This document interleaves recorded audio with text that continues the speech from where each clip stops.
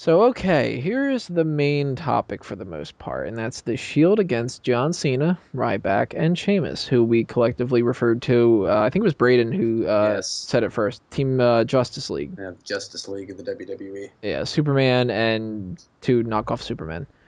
The For the results of the match, the Shield won via pinfall, and that brings us to the main topic when it comes to this. We all were very adamant that John Cena was thrown into this match to be the superhero that would win and that would help him going into WrestleMania and all that. We all, Except apart from Mike Payne. except for Mike Payton.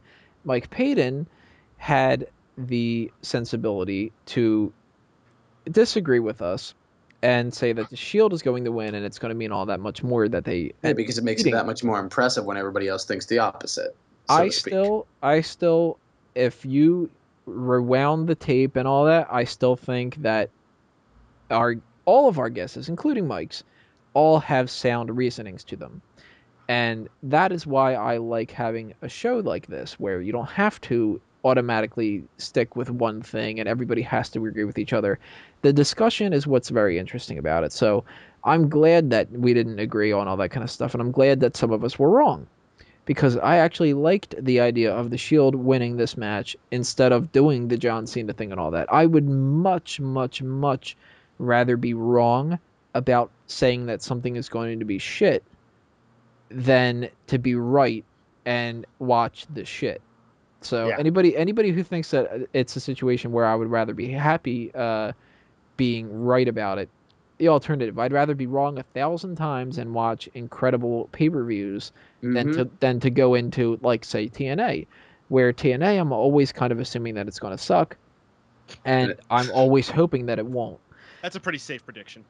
Yeah, no, but he's kind of wrong in about the fact that it sucks because it doesn't just suck, it blows. Right. So, uh, on that kind of a topic, there were two people commenting about the negativity of it. And I will always say that you guys can always give us constructive criticism. I'm perfectly fine with constructive criticism because that is something that obviously is constructive, hence the term.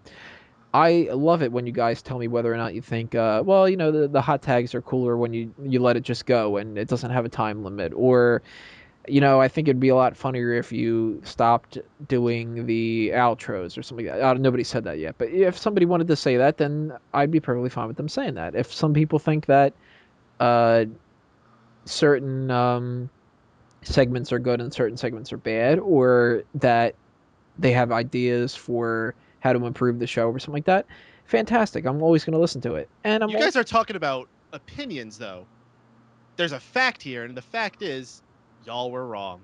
But yeah, we'll get to this. We'll get to this. Don't worry. But yeah, any kind of opinion, kind of stuff like that, that's constructive, I am very appreciative of. Even if I'm not a huge fan of this, I would like it better if blah, blah, blah, blah, blah. But what annoys the crap out of me is when people bitch about the show, especially when people bitch about us complaining about something. Because to me, this is a show about our thoughts on wrestling. If we don't like something, we don't like it. And it doesn't matter if we should just sit back. And I will always say this as my least favorite argument of, why don't you just sit back and enjoy wrestling? All right, well, if I give you a rare hamburger and you asked for well done, are you going to just sit back and eat it and enjoy it? Or are you going to ask me to cook it a little more? I think you're going to ask me to cook it a little more. I went to a Wendy's to do that once, and it was in the ghetto of Newburgh, which is near me. And when I went her to say that the burger was a little undercooked, she said, stop being a baby, and turned around and ignored me. And if that would have been something you could block her in real life, then I would have done that. So that's what happens with Vince McMahon owns a Wendy's. Yeah. So to me, when people say that kind of a thing of just sit back and enjoy wrestling and all that, if all we were going to do is watch wrestling and do exactly what they wanted us to do, there's no point of the show. That would be every single segment is amazing, and John Cena is the man, and CM Punk is bad, and I'm going to boo him, and so on and so forth. That sounds like my kind of show. That will never end up being what Smack Talk is about. And if that's what you look for in a show, then watch, what's his name? Scott Stanford talk in kayfabe. That's what you're looking for. That's not what Smack Talk is. So, or it's Justin LaBar pretending that he's actually part of the Wrestling Hall of Fame over and over again. What ended up happening with this was, right off the bat, Mike Payton was like, oh my god, you guys are cynical and all that, because we didn't think that this was going to be... You guys were being absurdly cynical last week. I don't think it's something that's necessarily common for you guys, but it felt like a common theme last show. Not absurdly, because given the track record of the company, we didn't really have all that much to be optimistic about. I will defend that till, Kingdom Come. Right, and I think it's also due to the fact that the Rumble, everything fell into place that was going to happen. It's like the WWE sort of forced an opinion onto us, the sort of thing. It forced these card changes, these main events, things that we knew were going to happen because it just was all too familiar. Right. Hence the negativity. And it turned out that we were wrong. And the Shield ends up winning the match, which, to Mike's credit, he completely saw coming. And nobody gave him any credit when it came to the comments about complaining about us not being wrong. Yeah, we were completely wrong. And there is literally no argument that we can have other than the fact that we were wrong. That's it. When you're wrong, you're wrong. You have to be man enough to admit it. Mike was right. And for people to complain and say that we are all just like bitching and we were wrong and what now and all this kind of stuff, none of them mentioned that Mike had the alternative argument to it, and that annoyed the crap out of me more than anything else. So credit to Mike for getting it right and for sticking to his guns and not going along with the crowd and thinking believing that the WWE knew that the Shield as a faction were a much better investment than protecting Ryback. Right. So everybody, credit to Mike Payton for not only guessing it right, but for also disagreeing with all the other people, the majority that thought that it was going to be all that way, because that is what this show is about. If you have an opinion, you express your opinion. It doesn't matter if it's a popular one or not. So, and I want to say this as well. If you want to call me a cunt, or if you want to sit there and call me an asshole or whatever you want to call me, do so. But give reason. You can't sit there and say, oh, we're just too cynical. Why do you feel that way? What is it that you feel that we're basically making you want to vomit, or making you feel that we're not justified in our opinions? State something. If you want to say something, say it properly. Don't come out with one word and say, ha ha, you fucking got it wrong, you fucking idiots. Doesn't help. Doesn't help your argument. It just makes you sound like a loudmouth twat. And it makes us all just want to block you. At the end of the day, opinions, they matter. If you want to make an opinion, make an opinion. Just don't act like a douchebag and, basically shit all over us when it shows that you haven't even listened to the whole entire section of the podcast. Because if you did, you would have actually heard a rational argument from Mike Payton, and a rational argument from Braden Mayhew, and a rational argument from Tony and myself. There was more people against than there was for, but at least, we can say we were wrong. One of the team got it right. Give him some praise for it. Fuck. Right. Exactly. Seriously. And David Gray on the website for the WrestleMania predictions. Now, I posted that last year to kind of give updated predictions here and there. Pointed out that a little discussion that we had before about some matches that we thought might happen from WrestleMania 29 going out of WrestleMania 28, that they're clearly going to be dead wrong. And you know what? That's funny, because 11 months ago we thought it was going to happen that way and it didn't. So you don't see me blocking that guy or anything like that. So booking like the card is always subject to change. Right. So before this turns into an entire thing about how annoying that was, the match itself, I was disappointed that Ryback had to take the pin. If this leads to... I was ecstatic about that. I thought that was awesome. If that leads to a heel turn, then I can see why they would do it. If it doesn't, then I really don't understand what they're doing with Ryback, where they have him built up and then lose literally every single important match that he's had since. Maybe he's mind just him- not worth investing in. I Plain don't and mind him simple. taking the pin. It was the way they went about it, which looked awesome. The fact that him and Cena had their moves up. I'm surprised. That's the very first 100% clean pinfall he's taken since re-debuting. I never expected that to be. If anybody was going to take the fall, I thought it was going to be Sheamus. Me too. And is it me, or did Reigns look like a fucking beast? Yeah, he was the star of the match. It was the second best match of the night. I loved it. It was chaotic. It was awesome. It's everything that the Shield represents. Another great match from the card was, for a 6-man tag, the action was just nonstop, and it wasn't even a gimmick match. It was just brilliant tag teaming.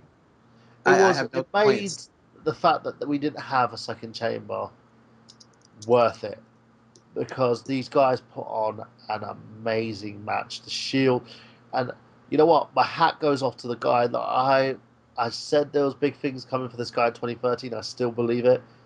Dean Ambrose. He was so that guy. He performs to a level unlike anybody else. Him and Reigns, I think, I don't know about Rollins, but him and Reigns are going to go pretty far after this faction runs its course, that's for sure. That's right. Ambrose, 2 stars right there. Ambrose in the main event, whether it be the World Heavyweight Championship or the WWE Championship, base stiffer. I believe Reigns is going to be a solid mid-carder and probably main eventer at some point. He may be one of the people who goes in and out. He's definitely going to be a great powerhouse. Performer. And Rollins, that spear is fucking awesome.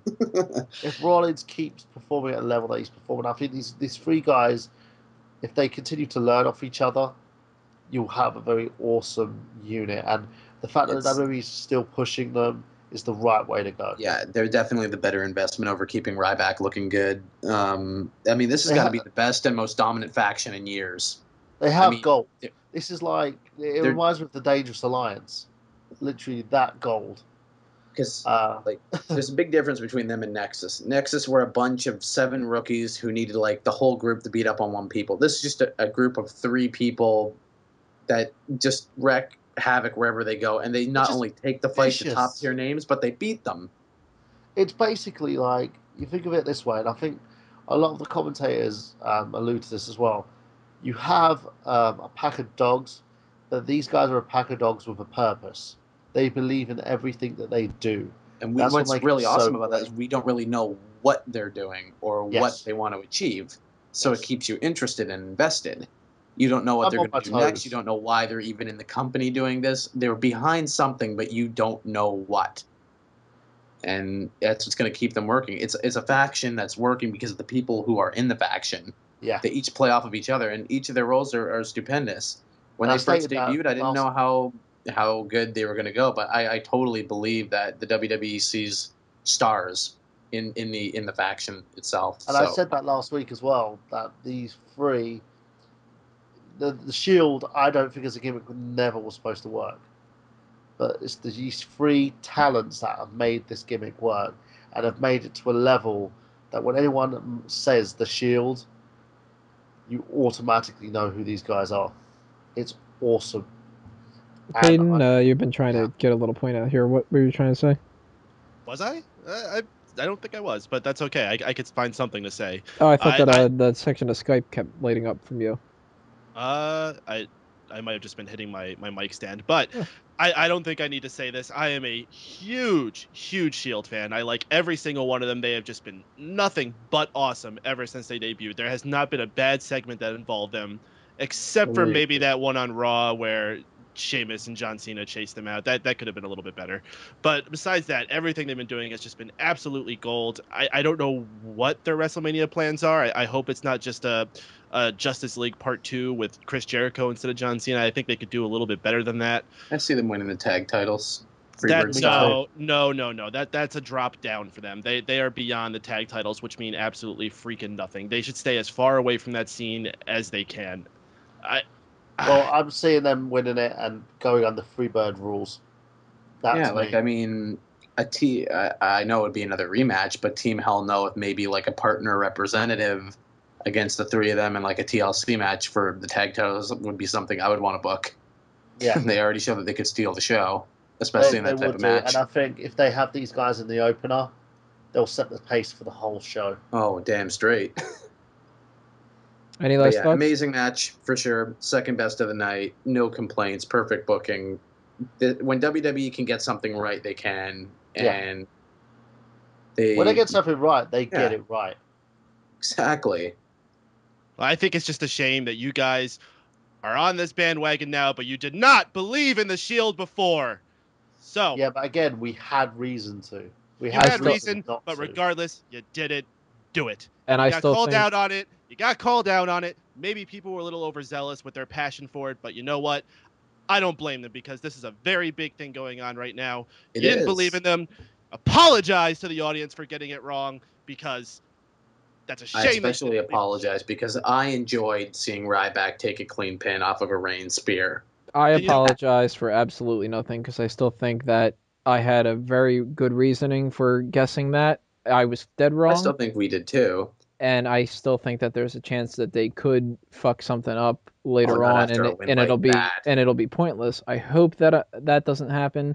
I'm not necessarily predicting that it will, but not after you win what most thought was an unwinnable match. That's nothing but up for all three of these guys. I mean, I'll give them the same amount of credit that I give everybody else. They proved me wrong, which means I have to give them a little bit more credit the next time. The next time, if it ends up being a letdown, I'll give them a little less credit, and it goes back and forth. Well, I apologize. I apologize for jizzing in that kid's sandwich. I apologize for cussing and yelling at Team Justice League for being unbeatable people when they, in fact, could get beaten. I think we can all move past this now. I think we all realize where the Shield is at. I think we can all finally believe in the Shield. And the bottom line is, Team Justice League got served a glass of ice cold justice. How's it taste, Johnny? How's it taste, Sheamus? How's it taste, Ryback? They all got sent back to reality. On that good line, we'll move into Dolph Ziggler against Kofi Kingston in the next part.